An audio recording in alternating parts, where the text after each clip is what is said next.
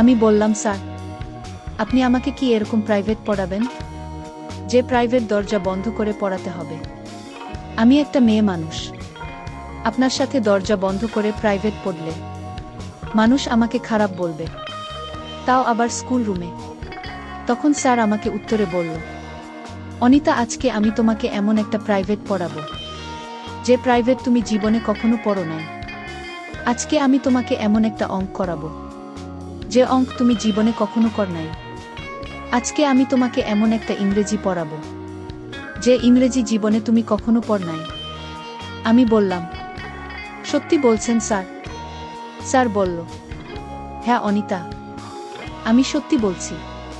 তারপর বন্ধুরা স্যার আমাকে খালি রুমে একলা ডেকে নিয়ে পরীক্ষায় ভালো নম্বর দিবে বলে প্রাইভেট পড়ানোর নামে আমার সাথে যা করল, তা শুনলে বন্ধুরা তোমাদের মাথা গরম হয়ে যাবে।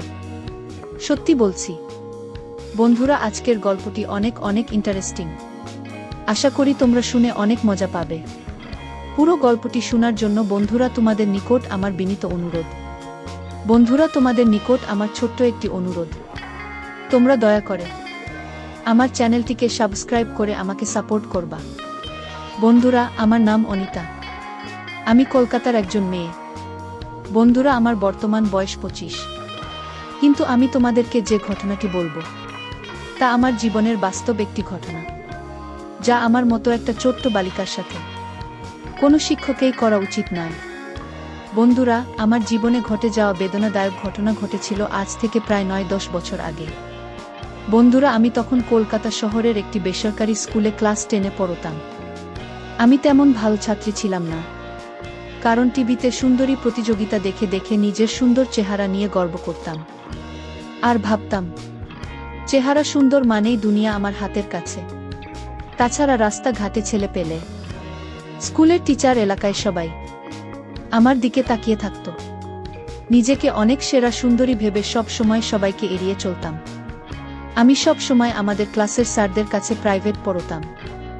এতে করে স্যার ক্লাসে কিছু বলার সাহস পেত না, আবার ভালো মার্কস দিত।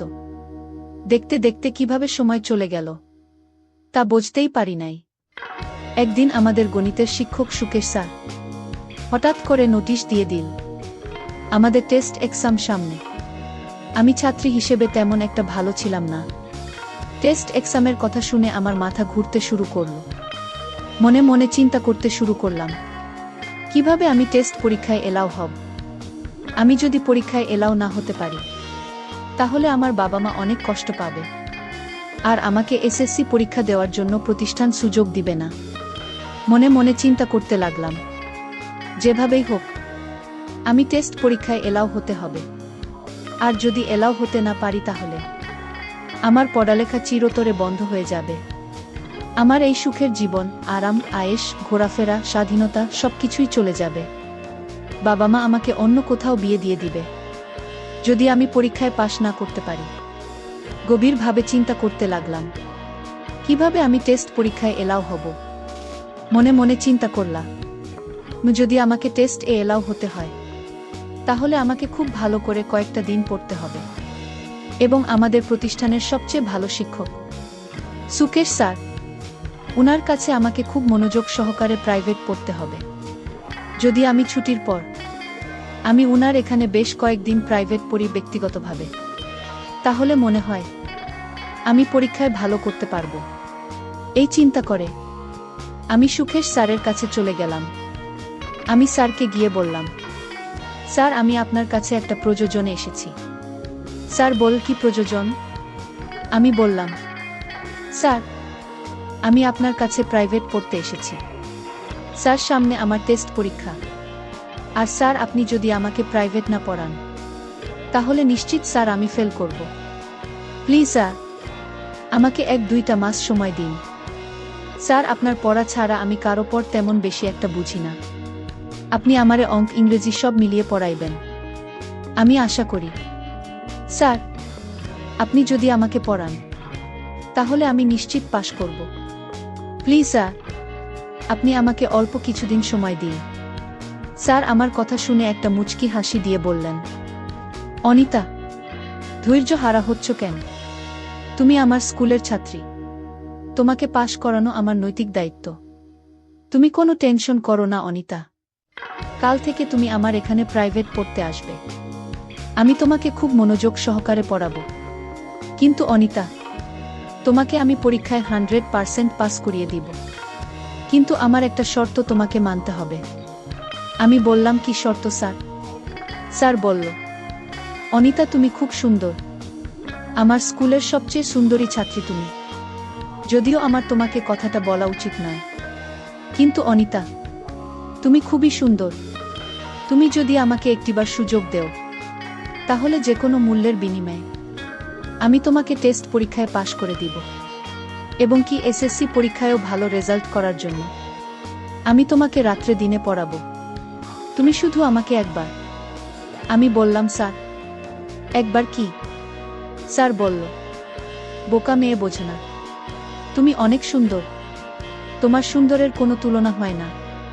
আমি তোমার দিকে চাইলেই আমি যেন তোমার মধ্যে হারিয়ে যাই। অনিতা, আমি তোমার সৌন্দর্যের মধ্যে একবার হারিয়ে যেতে চাই। আমি বললাম, স্যার আমি পরীক্ষায় পাশ করব বলে আপনার কাছে টাকা দিয়ে প্রাইভেট পড়তে এসেছি। কিন্তু আপনি যে স্যার এত নীচ, আপনি যে এত খারাপ, তা আমি আগে জানতাম না। স্যার আপনি কি করে আপনার মেয়ের বয়সী একটা মেয়ের সাথে মেয়ের বয়সী একটা মেয়েকে এরকম প্রস্তাব দেন? আপনার লজ্জা করে না? আপনার লজ্জা শরম কি খেয়ে ফেলেছেন নাকি? সুকেশ স্যার আমাকে বলল, অনিতা তুমি আমাকে যেভাবে অপমানিত করো না কেন, তোমার দিকে তাকালে আমি আর স্থির থাকতে পারি না। অনিতা, আমি সত্যিই তোমাকে অনেক ভালোবাসি। আমি তোমাকে অনেক ভালোবেসে ফেলেছি। আমি তোমার ভালোবাসার আগুনে পুড়তে চাই। প্লিজ অনিতা, তুমি আমার প্রস্তাবে রাজি হয়ে যাও। আমি তোমাকে সকল পরীক্ষায় পাশ করিয়ে দেব। অনিতা, আমি তোমাকে খুব বিনয়ের সাথে বলছি, যদি তুমি আমার প্রস্তাবে রাজি না হও, তাহলে আমি তোমাকে সকল পরীক্ষায় ফেল করাবো। তখন কোথায় থাকবে তোমার স্বপ্ন? কোথায় থাকবে তোমার মডেলিং এর স্বপ্ন? কোথায় থাকবে তোমার বিশ্ববিদ্যালয়ের পড়ালেখার স্বপ্ন? সব ধূলিসাৎ হয়ে যাবে। তোমাকে একটা রিকশাওয়ালার হাতে তোমার আব্বু বিয়ে দিয়ে দিবে, আর তোমার পড়ালেখা চিরদিনের জন্য শেষ হয়ে যাবে। এখন তুমি বলো, তুমি যদি আমার প্রস্তাবে রাজি থাকো, তাহলে আমি তোমাকে কাল থেকে প্রাইভেট পড়াবো। আর না হলে আজকের মতো এখান থেকে চলে যাও। স্যারের মুখ থেকে এরকম ধরনের কথা শুনে আমার মাথায় যেন আসমান ভেঙে পড়ল। যেখানে আমার বয়স মাত্র 15 কিংবা 16 হবে, সেখানে 45 থেকে 50 বছরের একটা বুড়ো লোকের খারাপ নজর পড়েছে। তাও আবার সে আমার স্কুলেরই একজন শিক্ষক। বন্ধুরা বয়স অল্প হওয়াতে তখন আমি সঠিক সিদ্ধান্ত নিতেই ভুল করেছিলাম। স্যারের পাতানো ফাঁদে আমি পা দিয়ে ফেলেছিলাম। রাজি হয়ে গিয়েছিলাম স্যারের সাথে একান্তে প্রাইভেট পড়ার নামে নতুন কিছু করতে। তারপর বন্ধুরা, স্যার আমাকে বলল, অনিতা আজকে স্কুল ছুটির পর তুমি আমার রুমে চলে এসো। আজ থেকে তোমার প্রাইভেট শুরু। আজকেই তোমাকে বুঝিয়ে দিব নতুন কিছু অঙ্কের নিয়ম, যে অঙ্ক তুমি কোনোদিন করো নাই। তুমি যদি এইভাবে অঙ্ক করতে পারো, তাহলে পরীক্ষায় নিশ্চিত পাশ করবে। আমি বললাম, আচ্ছা ঠিক আছে স্যার। তারপর বন্ধুরা, স্কুল ছুটির পর আমি সোজা চলে গেলাম স্যারের রুমে প্রাইভেট পড়ার জন্য। আমি স্যারের রুমে যেতেই স্যার দরজা বন্ধ করে দিল। আমি বললাম, স্যার আপনি দরজা বন্ধ করে দিলেন কেন? স্যার বলল, আরে বোঝে না, পড়ালেখার সময় অন্য কেউ এসে ডিস্টার্ব করবে, আর পড়ালেখার সময় কেউ এসে ডিস্টার্ব করা আমার কাছে মোটেই ভালো লাগে না। আমি বললাম, স্যার তারপরেও আপনি দরজা বন্ধ করার দরকার নেই। স্যার বলল, কেন? আমি যদি দরজা বন্ধ করে তোমাকে প্রাইভেট পড়াই, তাহলে তোমার কোনো সমস্যা? আমি বললাম, না স্যার, আমার কোনো সমস্যা নেই। তারপরও আমি একটা মেয়ে মানুষ, এভাবে দরজা বন্ধ করে রাখছেন, এটা মনে হচ্ছে ঠিক না।